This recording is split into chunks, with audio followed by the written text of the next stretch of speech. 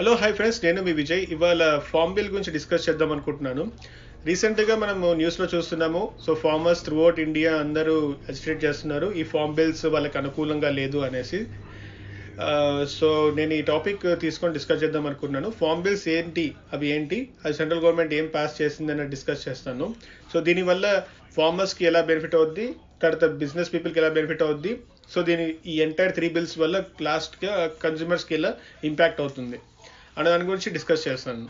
So first వచ్చేసి మనకి ఇప్పుడు 3 బిల్స్ ఏంటి అలా చూసుకున్నట్టయితే, farmers empowerment and protection agreement on price assurance and farm services bill 2020.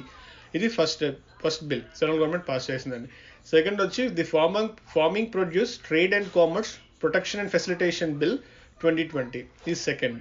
Third వచ్చి the essential commodities amendment bill 2020. So ఇది థర్డ్ వచ్చేసి జస్ట్ అమెండ్మెంట్ అనమాట.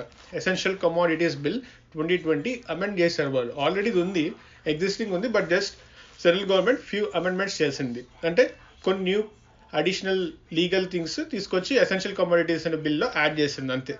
సో థర్డ్ది అనమాట ఇది.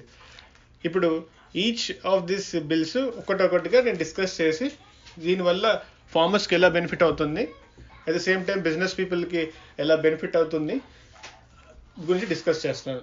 సో అపార్ట్ ఫ్రమ్ దిస్ ఇంకా ఏం డిస్కస్ చేస్తారంటే, ఈ బిల్స్ వల్ల మనకి ఫార్మర్స్కి ఎలా బెనిఫిట్ అవ్వకపోవచ్చు, తర్వాత బిజినెస్ పీపుల్కి ఎలా ఇంపాక్ట్ అవుతుంది. సో ఇవన్నీ కొన్ని ఫ్యూ థింగ్స్ నేను డిస్కస్ చేస్తాను అనమాట, pros and cons basically. So ఇప్పుడు నెక్స్ట్ ఏంటంటే, ఫస్ట్ బిల్ తీసుకున్నట్టయితే farmers empowerment and protection agreement on price assurance and farm services bill 2020. So ఈ ఫస్ట్ బిల్లో మన ఎంపవర్మెంట్ అండ్ ప్రొటెక్షన్ అగ్రిమెంట్ దీని గురించి మనం మాట్లాడుకున్నట్టయితే, ఏంటి ప్రొటెక్షన్ ఆఫ్ ఫార్మర్స్ అంటే ఏంటి, దేని నుంచి ఫార్మర్స్ ప్రొటెక్ట్ చేస్తుంది బిల్లు అంటే, ఎగ్జాంపుల్ తీసుకున్నట్టయితే సపోజ్ ప్రైస్ అష్యూరెన్స్ గురించి మాట్లాడుకున్నట్టయితే, ఫార్మర్ ఒక business ఓనర్తో contract రాయించుకుంటాడు.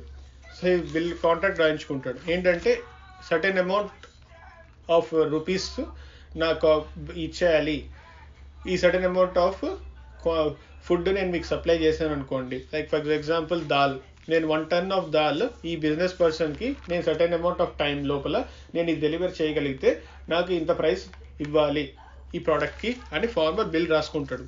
At the same time ఇంకా వేరే లీగల్ యాక్ట్స్ కూడా ఉంటాయిలేండి, అవన్నీ ఈ అగ్రిమెంట్ ద్వారా ఫార్మర్కి బిజినెస్ పర్సన్కి మధ్యలో అగ్రిమెంట్ ఉంటుంది. సో ఏమైనా ఇష్యూస్ వచ్చాయనుకోండి, ఇప్పుడు ఫార్మర్కి కానీ ఈ బిజినెస్ పర్సన్ కానీ ఏమైనా ఇష్యూస్ వచ్చాయనుకోండి, అది అవుట్ ఆఫ్ స్కోప్, అంటే ఈ అగ్రిమెంట్లో లేనివి ఏమైనా వచ్చాయనుకోండి, ఫార్మర్స్ కానీ ఈ బిజినెస్ పీపుల్ కానీ కోర్టుకు వెళ్ళి దే కెన్ ఎస్టాబ్లిష్, అంటే దే కెన్ కోర్టుకు వెళ్ళి దే కెన్ మాట్లాడుకోవచ్చు, ఈ బిల్లో ఇలా ఉంది, ఈ కాంట్రాక్ట్లో ఎందుకు మనకి ఇలా క్వారల్స్ వస్తున్నాయి అనే దాన్ని కూడా డిస్కస్ చేసుకోవచ్చు లేగట్ మాట్లాడుకుంటే.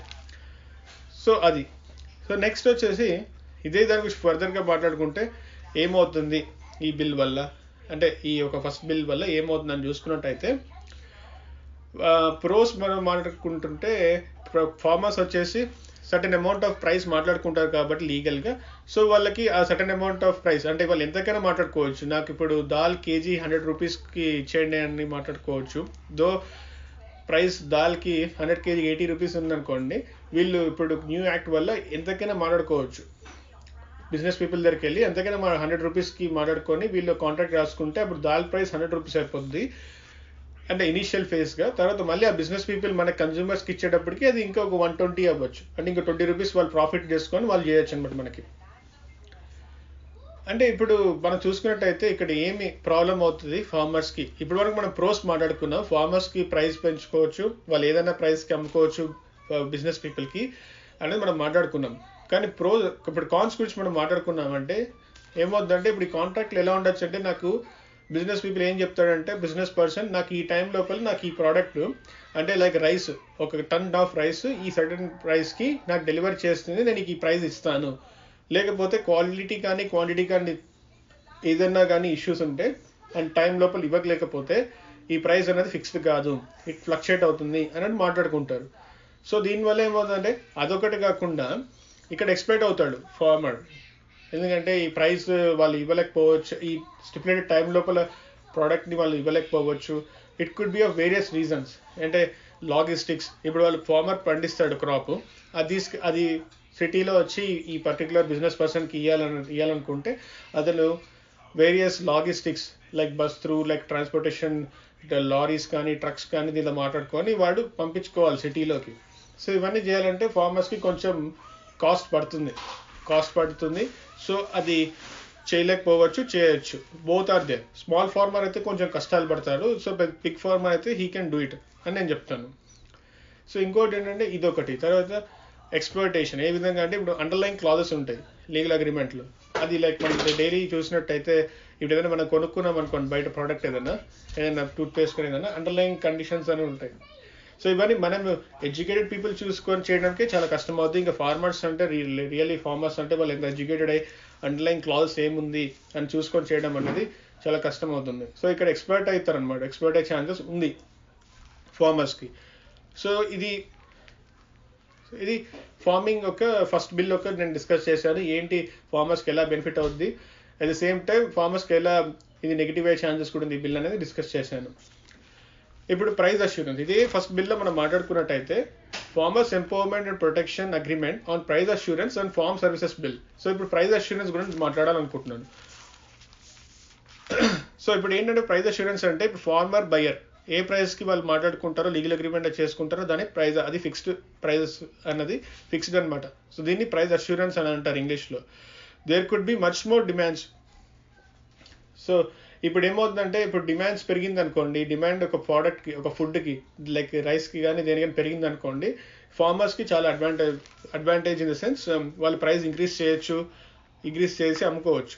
సో డైరెక్ట్గా వాళ్ళు ఇది చేయడం వల్ల ఏమవుతుందంటే వాళ్ళు ప్రాఫిట్ పొందుతారు, ఫార్మర్స్కి ప్రాఫిట్ వస్తుంది. అంటే ఇప్పుడు మనము ఫార్మర్ దగ్గర అన్నీ ఉంది, డబ్బులు ఉంది, హీ కెన్ ప్రొడ్యూస్ చేయగలుగుతాడు తన ఓన్గా, తర్వాత దాన్ని తీసుకెళ్ళి అమ్ముకోగలుగుతాడు వేరే ప్లేసెస్కి వెళ్ళి అన్నది ఫ్యాక్టర్ మీద చెప్తున్నాను అనమాట. సో ఇది ఫార్మర్కి చాలా బెనిఫిట్ అవుతుంది అని చెప్తున్నాను. అదే చిన్నపాటి ఫార్మర్స్కి అయితే ఇవన్నీ ఉంటుంది అని లైక్ అంత డబ్బులు ఉన్నాయి, హీ కెన్ అదేంటంటే ప్రొడక్షన్ చేసిన తర్వాత అవన్నీ ట్రాన్స్పోర్ట్ చేయగలుగుతాడు త్రూ లారీస్ ట్రక్స్ అన్నది, అది చెప్పలేం చిన్నపాటి ఫార్మర్స్కి అది బెనిఫిట్ అవుతుందా లేదా అనేసి. సో ఇప్పుడు నెక్స్ట్ వచ్చేసి కాంట్రాక్ట్ అగ్రిమెంట్ అనమాట. సో ఇప్పుడు ఏంటంటే దీనిలో లీగల్గా వీళ్ళు కాంట్రాక్ట్ చేసుకుంటారు, దీనిలో కాంట్రాక్ట్ అగ్రిమెంట్ అని అంటారు దాన్ని వీళ్ళని. సో ఈ కాంట్రాక్ట్ అగ్రిమెంట్ అంటే ఏంటంటే ఇప్పుడు బిజినెస్ పీపుల్ ఫార్మర్స్ ఏం మాట్లాడుకుంటారంటే నాకు ఈ సర్టన్ ప్రోడక్ట్ నాకు ఈ టైం లోపల మీరు ప్రొడక్షన్ చేసేసి దాన్ని డెలివరీ చేయాలి, ఏ విధంగా చేయాలి అనేది కూడా రిక్వైర్మెంట్స్ ఉంటాయి అనమాట. సో ఇవన్నీ కండిషన్స్ అన్నీ ఒకళ్ళ కాంట్రాక్ట్లో రాసుకొని డెలివరీ స్టాండర్డ్స్ ఏంటి, క్వాలిటీ ఎలా ఉండాలి, తర్వాత బయ్యర్ ఎంత అమౌంట్ పే చేస్తాడు, ఇవన్నీ కాంట్రాక్ట్ అగ్రిమెంట్లు చేసుకుంటారు.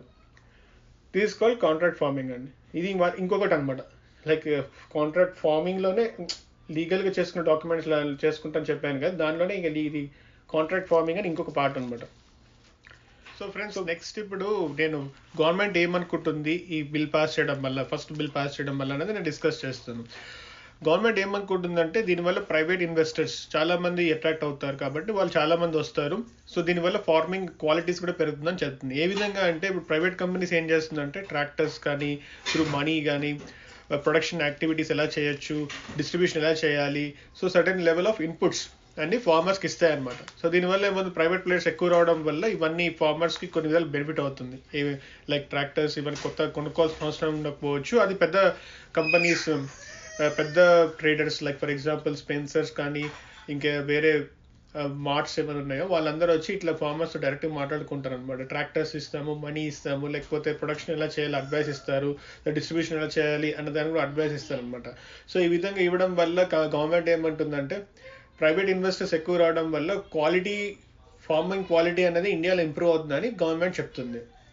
సో బట్ ఎనీవేస్ ఫ్రెండ్స్, నేను ఈ ఫస్ట్ బిల్లో ఏంటి దీనివల్ల ఫార్మర్స్కి ఎలా బెనిఫిట్ అవుతుంది, ఎలా బెనిఫిట్ కాకపోవచ్చు, అదే బిజినెస్ పీపుల్కి ఎలా బెనిఫిట్ అవుతుంది, వాళ్ళకి ఎలా అనే దాని గురించి డిస్కస్ చేశాను. దీనిలో గవర్నమెంట్ ఏదో సెంట్రల్ గవర్నమెంట్ ఎలా పాస్ చేసి వాళ్ళ యొక్క అభిప్రాయం ఏంటి, వాళ్ళు ఏమనుకుంటున్నారు ఈ బిల్ పాస్ చేయడం వల్ల దాని గురించి కూడా నేను డిస్కస్ చేశాను.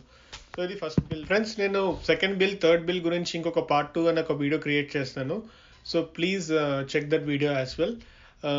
That's it friends. Thanks very much for watching my video 1 on Farm Bill.